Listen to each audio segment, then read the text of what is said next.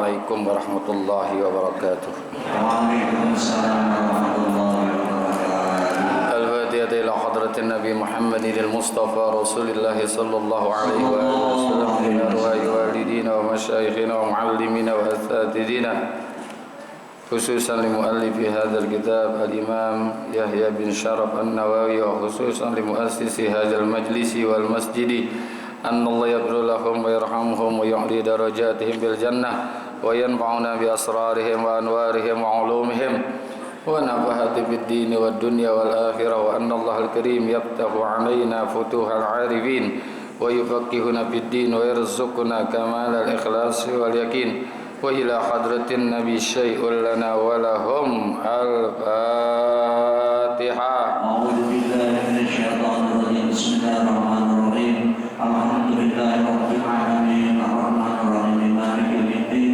Iyyaka na'budu wa iyyaka nasta'in. Ihdinas siratal mustaqim. Siratal ladzina an'amta 'alaihim ghairil maghdubi 'alaihim waladdallin. Sekali lagi kita baca Fatihah, mudah-mudahan dengan berkah dan kemuliaan surah Al-Fatihah Allah pelihara diri kita, Allah pelihara keluarga dan agama kita. Allah angkat seluruh penyakit-penyakit kita baik zahir maupun batin.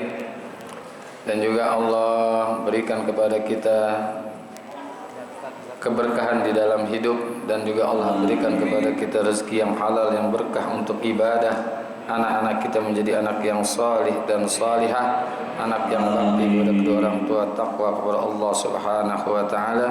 Dan kalau ada orang yang berniat jahat atau berbuat jahat kepada kita, Allah enggak sampaikan kejahatan untuk kita, dan Allah jadikan kejahatannya bagaikan nikmat untuk kita semua.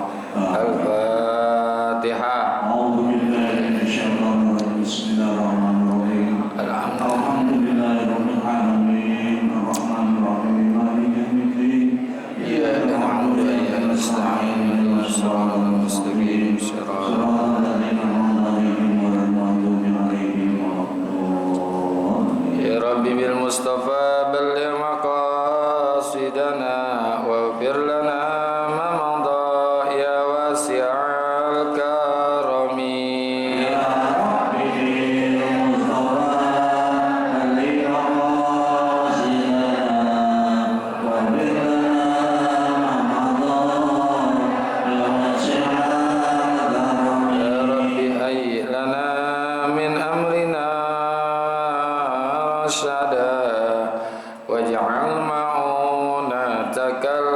Husna lana madada. Ya Rabbi Mustafa balligh maqasidana wa birlana madha ya wasi'al wa la karami. takilna ila tadbiri anfusina Nafsu ta'jizu an islahi ma fasada.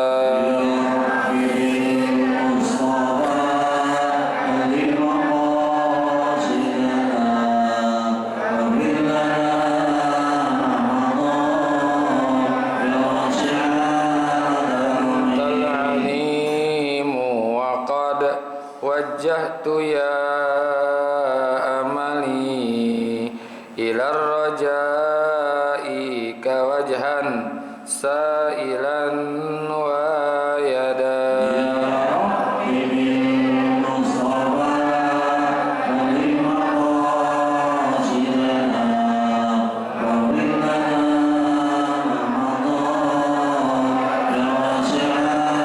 Walir rajai sawabun anta ta'lamuhu faj'al sawabi dawa masitrili abada.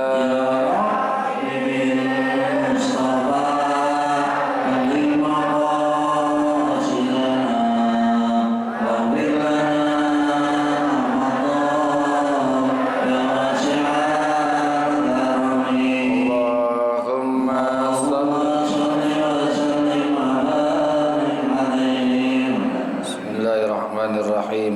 Alhamdulillahirabbil alamin wassalatu wassalamu ala sayyidina Muhammadin وعلى آله وصحبه أجمعين أما بعد. Ma'asyiral muslimin wal muslimat, Bapak-bapak hadirin hadirat jamaah Majlis Ta'lim Ukhuwah Islamiyah yang semoga semua dimuliakan Allah Subhanahu wa taala. Wabil khusus para guru-guru kita Bapak Haji Dr. Andes Muhammad Ja'far yang senantiasa kita doakan, mudah-mudahan Allah angkat penyakit-penyakitnya, Allah berikan kesembuhan yang sempurna, bisa membimbing kita ke jalan Allah Subhanahu wa taala.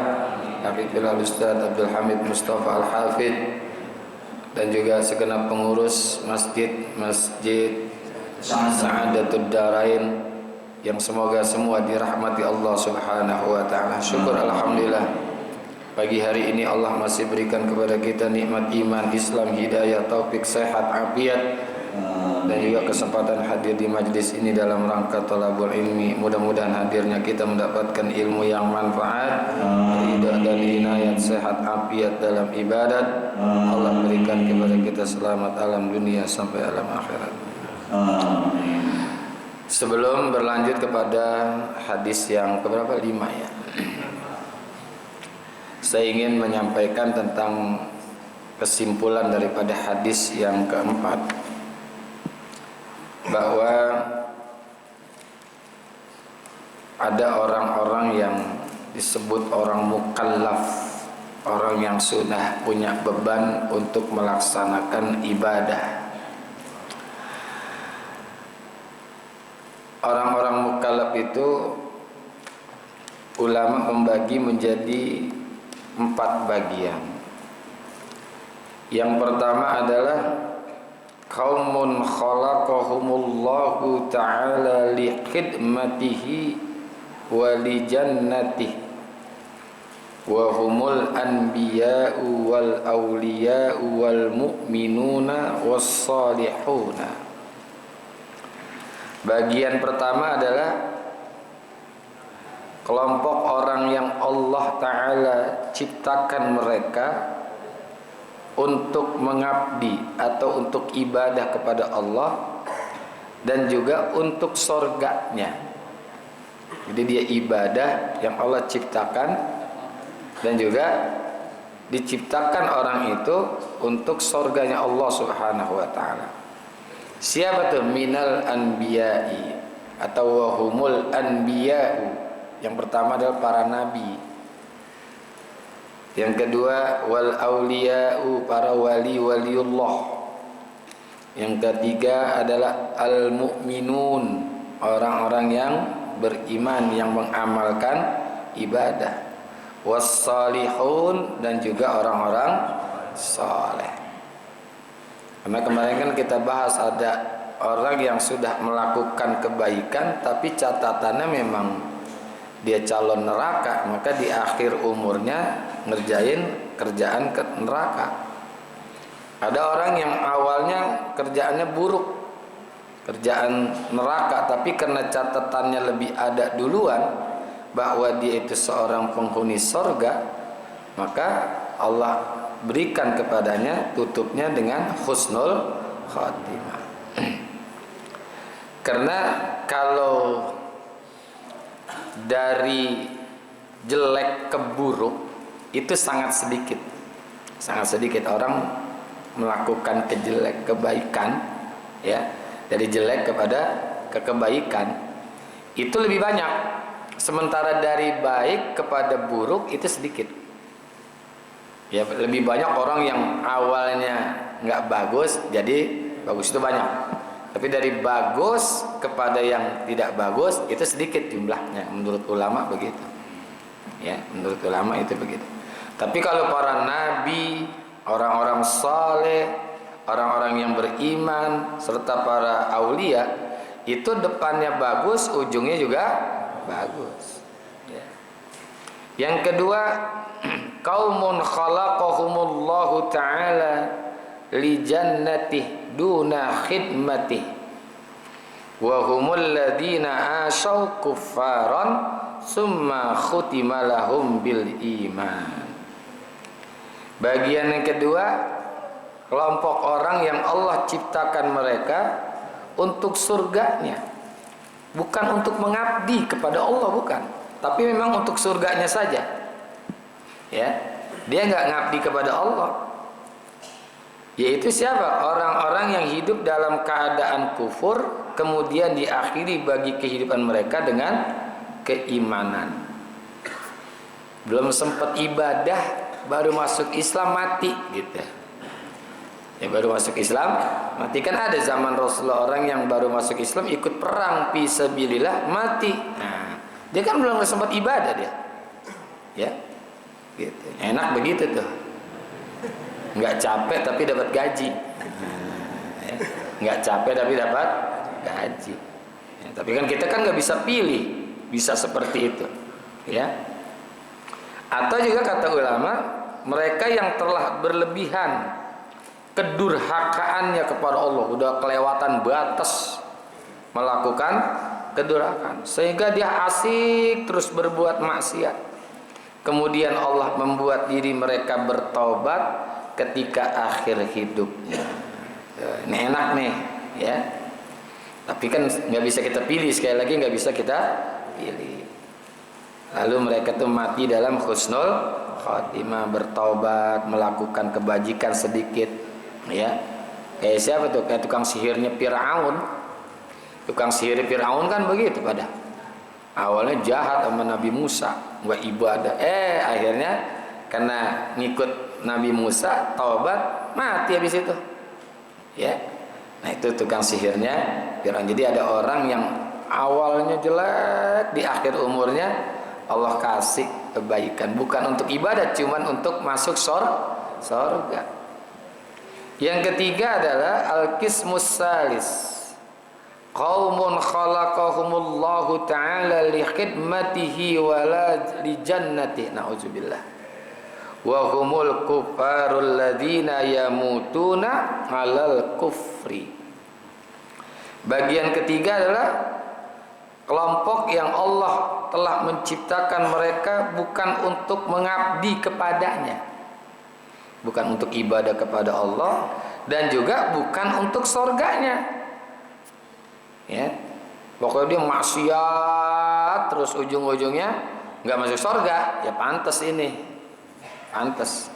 Siapa tuh? Wa humul kuffarul ladina yamutuna 'alal kufri, yaitu orang-orang kafir yang matinya dalam keadaan kafir. Jadi bukan untuk mengabdi kepada Allah dan juga bukan untuk surganya, bukan surga Allah. Ya. Kalau tadi dia tidak mengabdi kepada Allah tapi untuk surganya tuh. Ada orang yang di akhir umurnya bagus, meskipun awalnya jelek. Baru banget dia masuk Islam, dengan benar-benar dia menyatakan Islam, mati. Tuh, husnul khotimah tuh. Ya. Kalau yang ketiga ini, dia bukan untuk ibadah dan juga bukan untuk surga. Nah, yang terakhir, wal qismul rabi', qaumun khalaqahumullahu li khidmatih duna jannatih wa humul ladina kanu amilina bi ta'atillahi summa maqara bihim faturidu an babillahi wa matu 'alal kufri. Na'udzubillah. Yang keempatnya juga orang yang Allah menciptakan mereka untuk mengabdi kepadanya, ibadah, ya, ibadah kepada Allah, tapi bukan untuk surganya. Diibadah tapi bukan untuk surganya. Siapa mereka? Yaitu orang-orang yang disebut pelaku amal kebaikan, amal ibadah, taat kepada Allah. Kemudian Allah punya siasat terhadap mereka, lalu mereka terusir dari pintunya Allah. Mereka itu mati dalam kekufuran. Depannya cakep banget, ujung-ujungnya, na'udzubillah, matinya su'ul khatimah. Ya, mudah-mudahan kita kelompok yang paling atas tuh, emang untuk ibadah dan memang untuk surga. Ya, jangan sampai ibadah diciptakan oleh Allah tapi bukan untuk surganya Allah Subhanahu wa ta'ala. Ya, maka kita minta Allahumma inna nas'aluka husnal khatimah wa na'udzubika min syarril akibati wasu'il khatimah. Nah, lanjutan bacaan kita hadis yang kelima nih.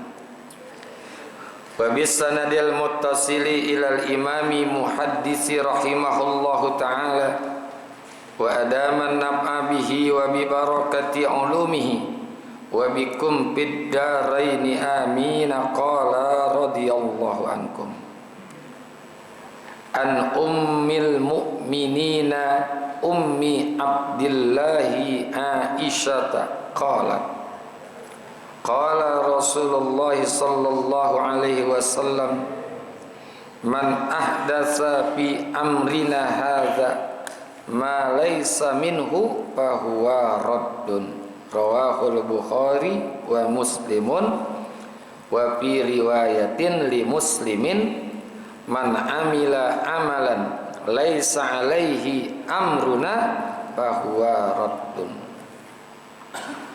Hadis dari Ummul Mukminin, yaitu Ummu Abdillah Aisyah radhiyallahu anha, beliau berkata, Rasulullah sallallahu alaihi wa alihi wasallam bersabda, man ahdasa fi amrina, barang siapa mengadakan sesuatu yang baru dalam urusan agama, ma laisa minhu, yang itu bukan merupakan urusan darinya, maknanya bukan urusan syariat, yang bukan bagian daripada syariat, bahwa raddun, maka ia itu ditolak. Wa fi riwayatin, dalam satu riwayat dari Imam Muslim, man amila amalan laisa alaihi amruna bahwa raddun, barang siapa yang melakukan suatu perbuatan yang bukan berdasar atas perintah kami, yaitu perintah syariat, bahwa raddun, maka hal itu adalah ditolak. Ini dari Ummul Mukminin, yaitu Siti Aisyah radhiyallahu anha. Maka karena disebut istri-istri Rasulullah itu disebut Ummul Mukminin, maka setelah sepeninggalan Rasulullah, istri-istri Rasulullah nggak boleh dinikahkan, karena yang namanya istri Rasulullah ini adalah mahram mu'abbad, mahram yang selama-lamanya, artinya haram dinikahin selama-lamanya. Jadi apa istri-istri yang ditinggalkan oleh Rasulullah setelah wafatnya itu nggak boleh dinikahkan oleh siapapun, nggak boleh, karena dia masuk pada ummun.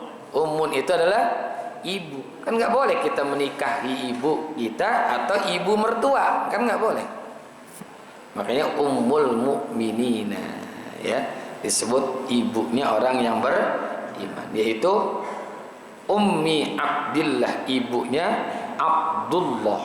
Nah, jadi ada anak daripada Rasulullah itu namanya Abdullah, ibundanya adalah Aisyah radhiyallahu an, putri daripada Sayyidina Abu Bakar As-Siddiq. Maka disebut Abu Bakrin, bapaknya si gadis. Nah, gadis itu siapa? Aisyah. Beliau berkata, qala Rasulullah sallallahu alaihi wasallam,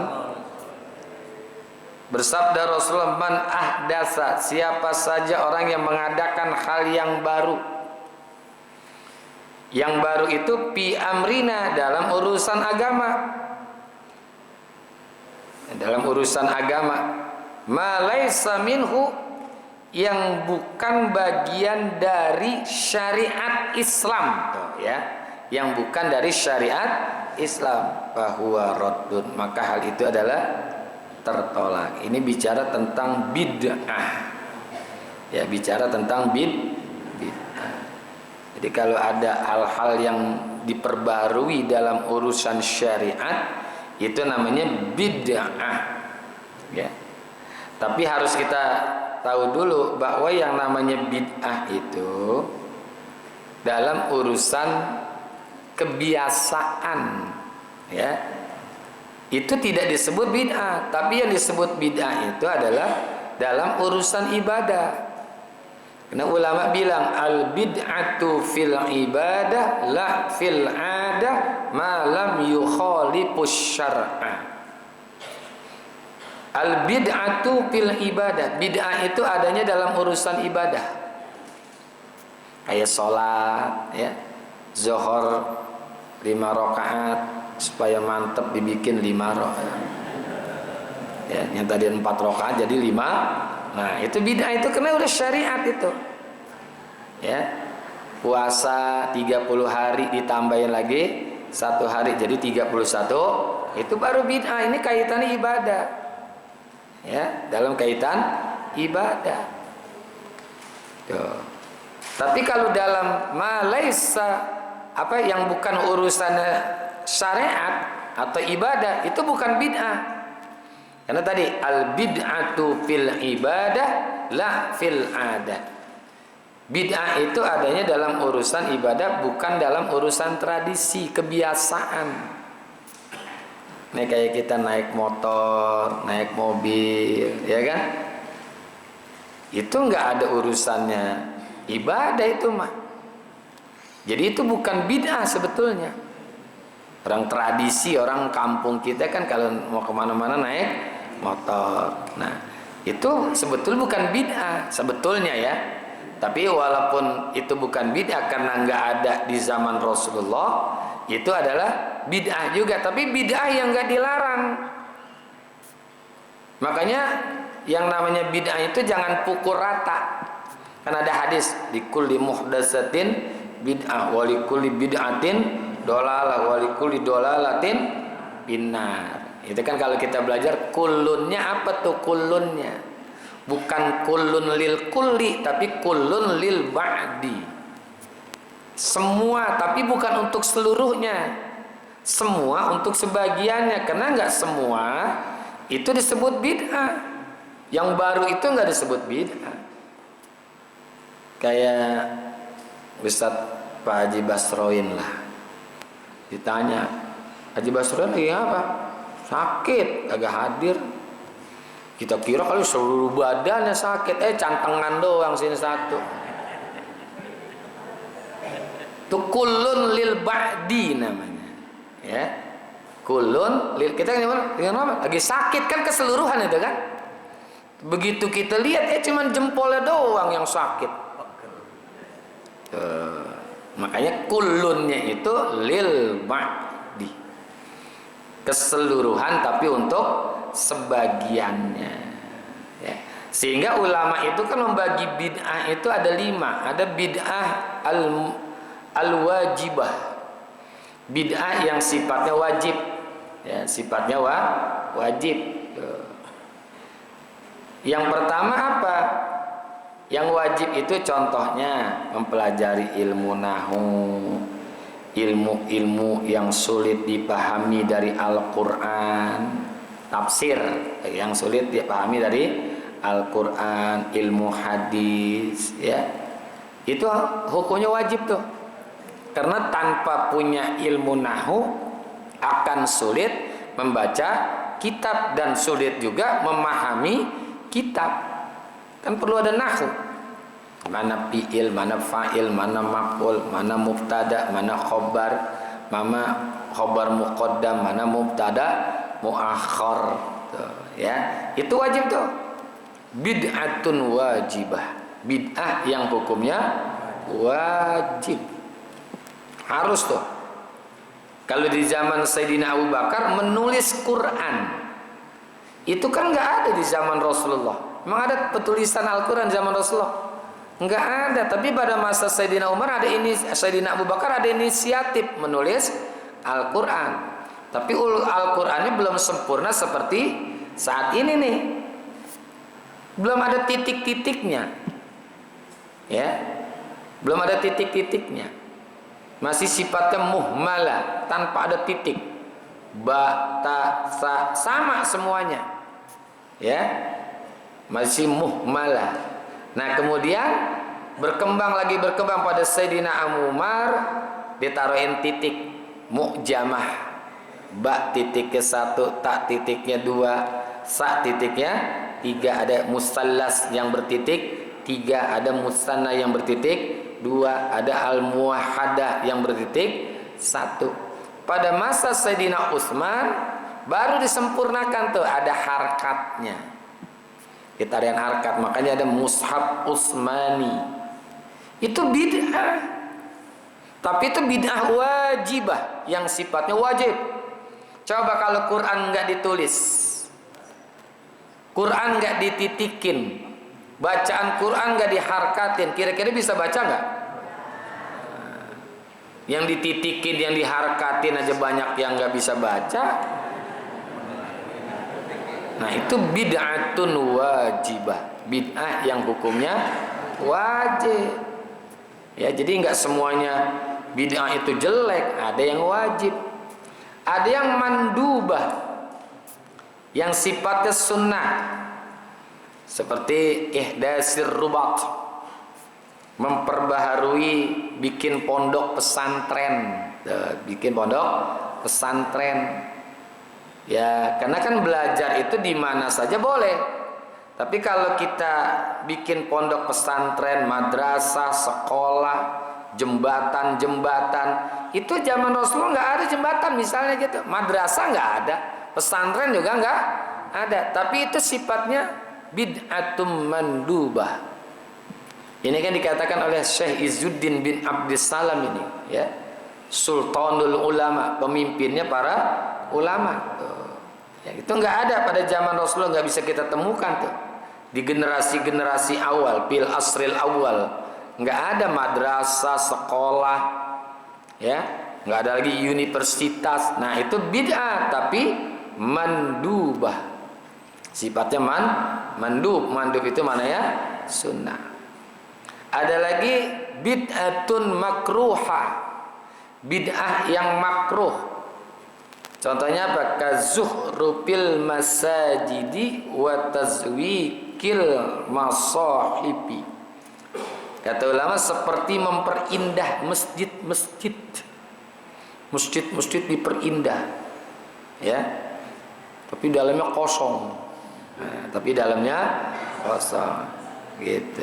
Jadi memperindah masjid itu masuk bagi varian bid'ah tapi makruha, enggak dosa, ya. Termasuk juga menghias mushaf Al-Qur'an.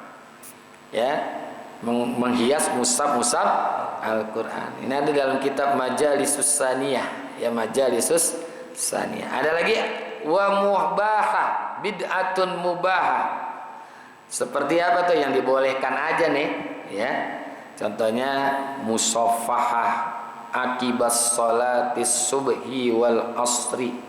Seperti bersalaman, berjabat tangan setelah sholat subuh dan sholat asar, mubah.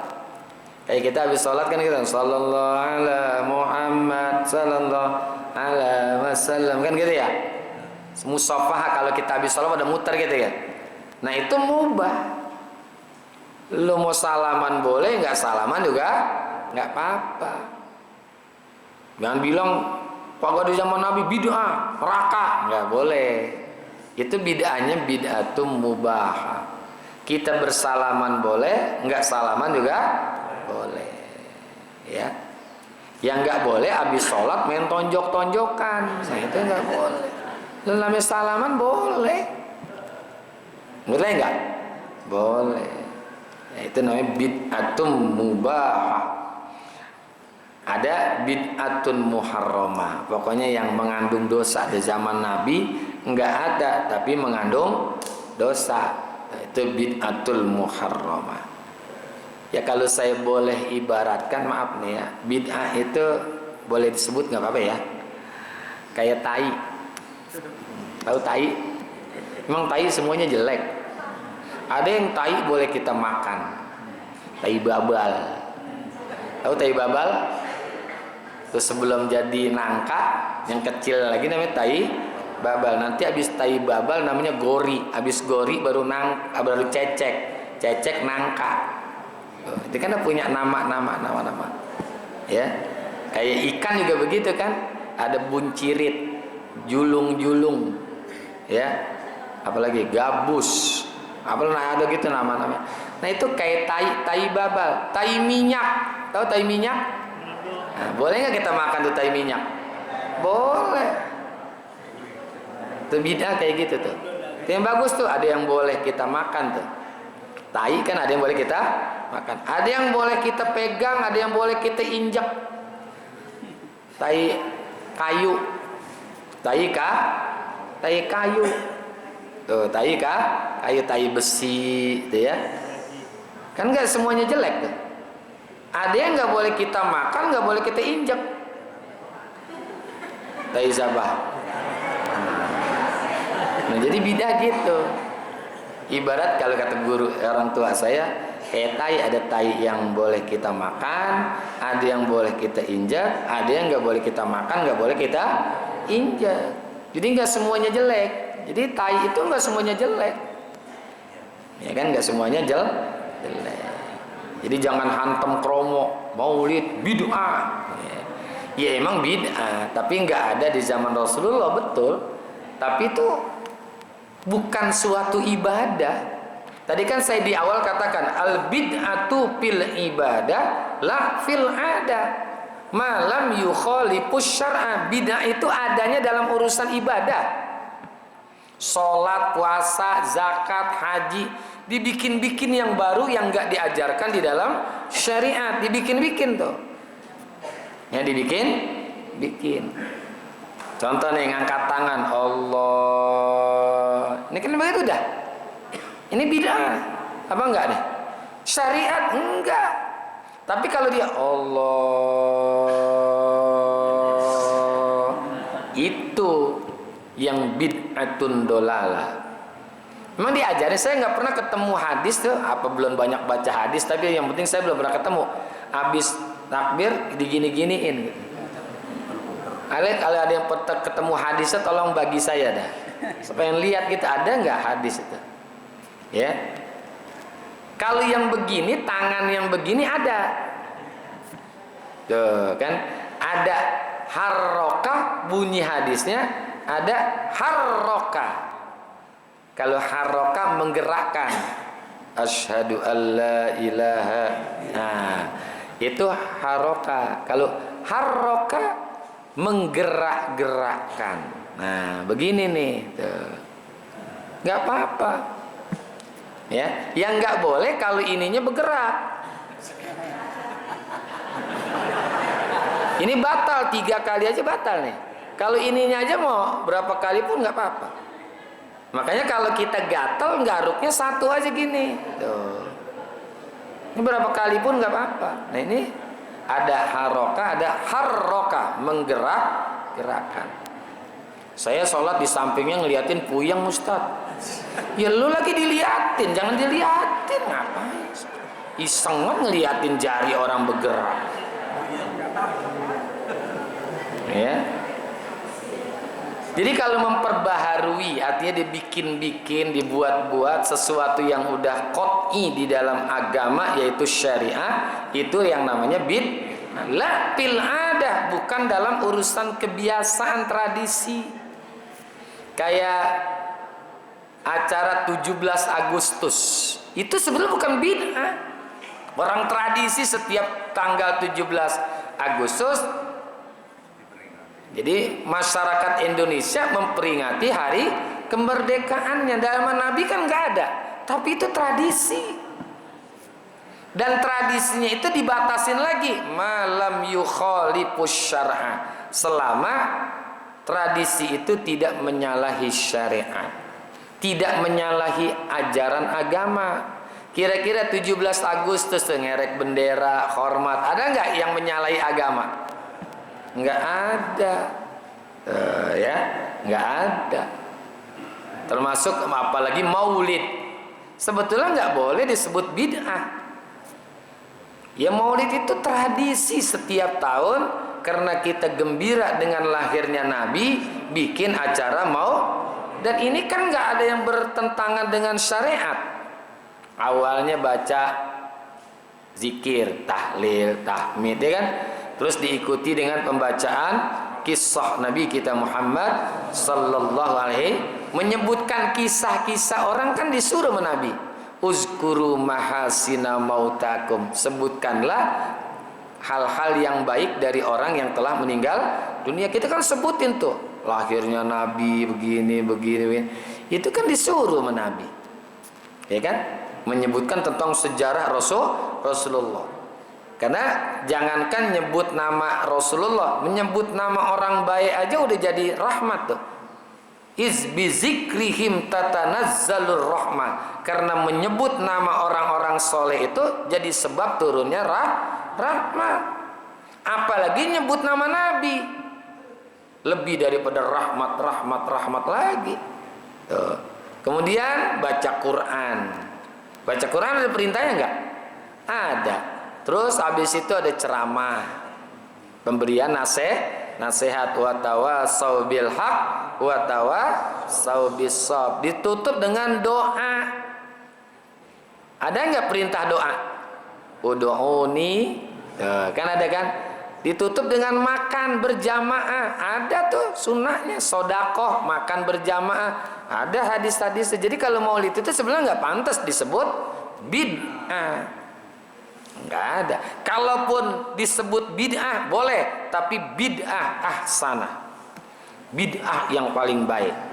Oh ya, gitu. Kalau bid'ah itu urusannya ibadah. Orang sebut itu Sayyidina Umar bikin taraweh. Bikin taraweh itu bid'ah sebetulnya itu. Ya. Tapi kata Sayyidina Umar, nikmatul bid'ah hazihi. Seenak-enaknya bidah ini. Seenak-enaknya ibadah adalah taraweh. Itu Sayyidina Umar bid'ah. Ya, tapi kan enggak menyalahi syariat. Ya enggak nyalahin syariat. Itu lagian itu kerjaan-kerjaan yang sifatnya sunnah, ya. Atau contohnya kalau sebelum takbir kita baca niat secara lafziyah, itu sih orang ada yang nyebut wah bid'ah itu, Nabi nggak pernah begitu. Enggak, itu bagian daripada sunnah. Jangankan dia nyebut usolli fardhu zuhri arba'a rakaatin. Orang mau sholat dia nyanyi dulu juga boleh, kan belum takbir, ya kan? Sebelum takbir dia nyanyi dulu. Nah kuna onung gelis lobanu bangor gitu. Baru Allahu Akbar. Nggak apa-apa, cuman goblok. Lagi mau takbir pakai nyanyi dulu. Ya ini kan ibarat saja. Jangankan dia menyebut usolli, dia mau nyanyi, dia mau ngomong apa juga boleh, karena belum masuk kepada teknis ibadah, masih di luar ibadah gitu, ya, di luar ibadah. Jadi nggak apa-apa sebelum sholat dia ngapain dulu. Ya sebelum takbir nih nggak apa-apa. Apalagi nyebutnya usolli fardhu zuhri. Jadi jangan ngambil pukul rata bid'ah itu semuanya jelek, ya, nggak semuanya jelek. Ada yang bagus, ada yang, ya, makanya secara kesimpulannya ada bid'ah hasanah, ada bid'ah sayyi'ah atau bid'ah dolalah gitu, ya. Jadi nggak semua setiap amalan yang tidak ada pada zaman Nabi ditolak semua gitu. Ya nantilah bahasan itu yang disebut likulli bid'atin dolalah wa likulli bid'atin likulli muhdatsatin bid'ah wa likulli muhdatsatin bid'ah wa kulli bid'atin dolalah wa kullu dolalatin binar. Itu kulunnya kalau belajar sama guru-guru kita bukan untuk semua, tapi untuk sebagian. Karena ada bid'ah hasanah, ada bid'ah sayyi'ah. An Abi Abdullah ibn Rahman Nu'man ibn Bashir wallahu a'lam bisawab. Terima kasih. Hadanallahu iyyakum ajmain. Wassalamualaikum warahmatullahi wabarakatuh. Waalaikumsalam.